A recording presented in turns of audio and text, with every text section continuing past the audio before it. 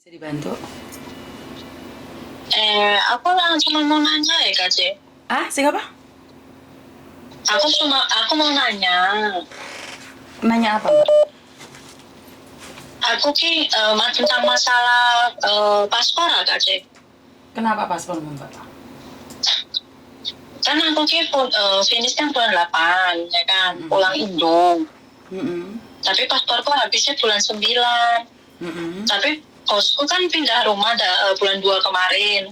Masalahnya bosku nggak ganti alamat sama di kontrak kerjaku. Apa itu masalah gak deh? Nggak ada masalah kalau nggak ada yang lapor, kecuali kalian ketangkep. Maksudnya lapor gimana gitu? Ya harusnya laporan, tapi kalau majikan nggak lapor ya nggak apa-apa. Kalau ada masalah kan majikan yang kena, bukan kamu yang kena. Kayak kan dia nggak gelem ganti ke alamat rumah di kontakku, soalnya kan dia bilangnya kan tahun ini kamu finish, dia bilang gitu. Kalau Terus di kamu kontrak juga kerja kan nggak bisa diganti, Dok. Kalau di kontrak kerja memang nggak bisa diganti.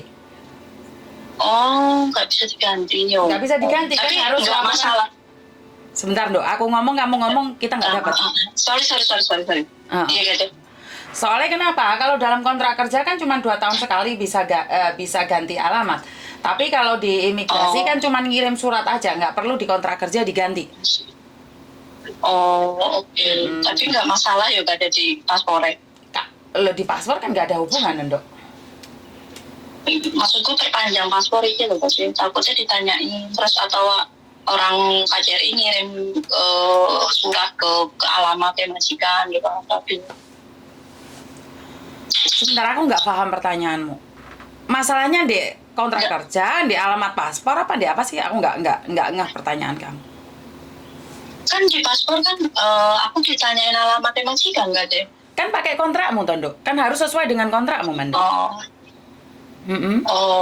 Oke, paham ya. Sama satu lagi Kak C. Ada. Kan aku waktu bukan renew sih, apa sih sebenarnya apa sih ganti visa, maksudku perpanjang visa itu loh Kak C. Aku kan nggak syuting. Pas perpanjang visa itu aku cuma dikasih link sama majikan, bukan printan. Apa itu bisa kalau misalnya aku ke Makau Kak C? Kan di print dulu, Tondo. Kan harusnya kamu ngeprint.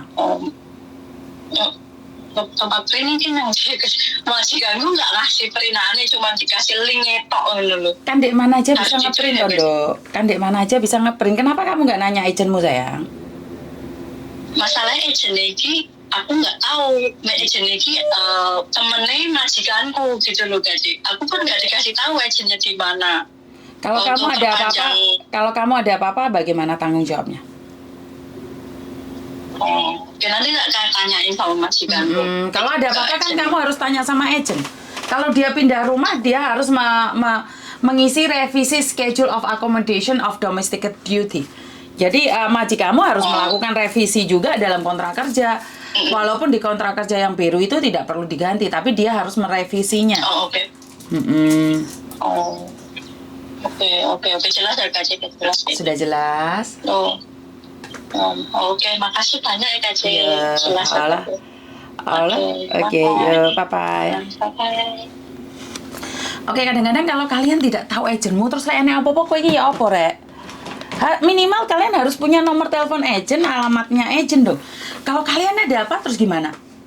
Ya, tidak ada seorang pun yang berharap ada masalah ya. Tapi kalau giliran ada masalah gimana? Bener nggak? Kalau giliran ada masalah, kalian bisa berbuat apa? Kan kita nggak bisa berbuat apa-apa, Mbak. Dari situlah kita banyak belajar bahwa kehidupan ini banyak sekali masalah di luar sana.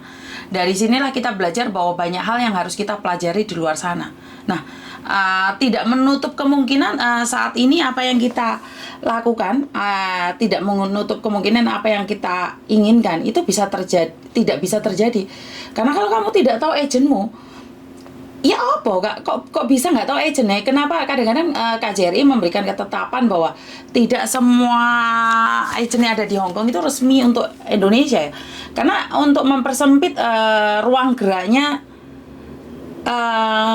agent, karena memang agent banyak sekali di Hong Kong, tapi yang terdaftar kan tidak semuanya. Jadi buat mbak-mbaknya sebenarnya saya selalu bilang kalau ada masalah, garda paling depan itu agentmu, cari agentmu dulu. Sebelum kamu mencari dan menanyakan pada yang lain, nah, agentmu itulah yang bertanggung jawab atas dirimu. Jadi kamu harus menanyakan pada agentmu dulu sebelum kamu melangkah ke orang lain. Saat temanmu stres, saat temanmu seperti apa dan bagaimana, pertama kali yang dicari adalah agentnya dia. Agent apa dia itu?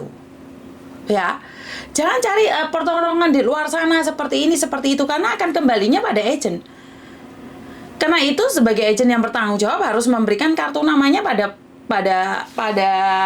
anak buahnya ya. Karena kalau tidak memberikan kartu nama pada anak buah, otomatis saat mereka bermasalah, mereka tidak tahu harus mencari siapa. Ini adalah tekanan yang saya sering katakan pada semua pihak ya. Tapi ya sekali lagi, siapa sih saya ini? Saya tidak berhak untuk berbicara tentang apapun dan bagaimanapun. Intinya adalah kalau kita tidak mau berbicara atau tidak mau mengetahui atau tidak ingin cari tahu, maka kita tidak akan tahu. Dan sebenarnya masalahnya sepele-sepele sih menurut saya. Kapan sih renew, kapan sih buat visa, kenapa sih aku nggak dikasih? Kan sebagai agent yang bertanggung jawab, harusnya kan memberikan informasi pada anak buahnya, memberikan oke, kalau nggak sama majikan cuma dikasih link, datang ke kantorku aja ngeprint. Nah, ini sebenarnya salah satu promosi buat agennya sendiri bahwa dia punya anak buah. Jadi bukan selesai finish kontrak, renew dibiarkan saja. Menjalin komunikasi yang baik dengan TKW, dengan para pekerja yang sudah diselesaikan tugasnya itu penting juga ya. Karena agent merasa bahwa selesai ambil uang sudah baik. Ntar 2 tahun lagi baru dicari. Wey, di luar sana orang nggak bisa berubah hatinya. Lah kamu sebagai agent yang ambil uangnya orang, yang ambil pekerjaan ini, kamu tidak mempedulikan mereka. Lah mereka apakah akan peduli padamu? Giliran mereka finish kontrak, mereka akan cari tempat yang lebih nyaman, bro. Iya, jangan mau finish kontrak baru dicari-cari, ya salah kamu. Saya selalu bilang, kenapa sih saya punya anak buah banyak? Padahal kalau dipikir saya sudah menetapkan diri saya bukan sebagai agent loh. Mereka berhak pergi kemanapun. Waktu saya kerja di restoran selama 5 tahun, itu juga sama seperti itu. Banyak sekali majikan yang masih mencari saya. Kenapa? Karena saya mencoba memberikan yang terbaik. Walaupun kadang-kadang saya itu dikritik, Mbak. Ngerti nggak? Kadangnya nggak ada hubungan, nggak ada urusan. Jangan terlalu mempermasalahkan, ntar masalahmu sendiri, nggak ada yang peduli. Itu ada, kritikan seperti itu ada. Bahkan saya itu diajarin orang untuk tidak peduli kalian, itu ada. Orang-orang hebat di luar sana itu mengajari saya jangan peduli sama mereka, itu masalah mereka, nggak ada hubungannya dengan kamu. Ya, kan aneh toh. Kamu tidak membantu orang itu urusanmu, tapi giliran orang lain membantu, kamu satroni, terus kalian nggak bala tentara untuk memusuhi saya. Kadang-kadang ini aneh. Padahal saya itu nggak pernah nyenggol agent atau manapun ya. Karena saya pasti tanya, sudah lapor agent belum? Sudah lapor KJRI belum? Kalau sudah lapor semuanya dan kalian tidak ditanggapi dan kalian mencari saya, ya apakah salah saya? Apakah saya yang salah? Benar nggak? Jadi sangat memprihatinkan sekali akhir-akhir ini kita dimainkan oleh dilema-dilema yang sebenarnya tidak perlu terjadi. Dimainkan oleh orang-orang kita sendiri, bahkan sesama TKW. Ini yang saya merasa sangat aneh adalah kiprah saya itu yang menghalangi bukan orang-orang yang bukan TKW. Yang orang-orang sama TKW yang pernah deket sama saya, yang pernah tahu sama saya itu malah mencoba ngodol-ngodol kelemahan saya. Kan aneh tuh. Bukannya saling mendukung, saling support satu sama lain. Kalau kamu bisa di porsi ini, bantu aku di porsi ini. Kalau kamu bisa di porsi ini, bantu aku di porsi ini. Ini adalah keutuhan kewarganegaraan Indonesia yang ada di luar negeri. Tapi sepertinya enggak gitu loh. Kalau ada orang lain naik, itu mereka ketakutan. Mereka wedi bahwa kekuasaan mereka akan dikuasai oleh orang lain. Padahal enggak loh, Mbak.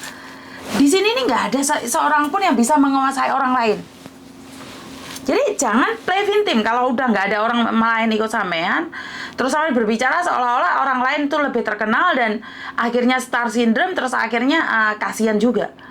Sebenarnya di situlah yang saya sering katakan bahwa ayolah sesama Indonesia.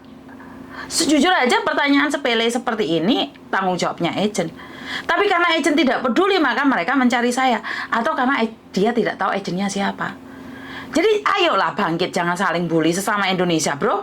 Ya, Itu aja dari saya, kurang lebihnya saya minta maaf dan wassalamualaikum warahmatullahi wabarakatuh. Berkat Tuhan mengalir atas hidup kita semua. Semoga semua makhluk hidup bahagia dan terima kasih. Bye-bye.